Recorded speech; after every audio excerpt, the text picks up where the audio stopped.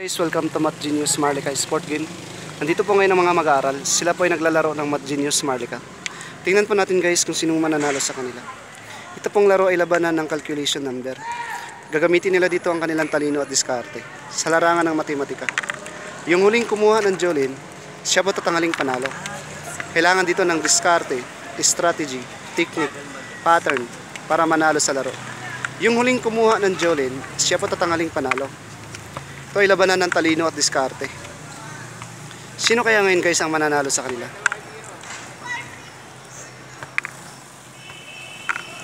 Parang alam na kung sinong mananalo nito. Ayun, checkmate corner na ito ngayon.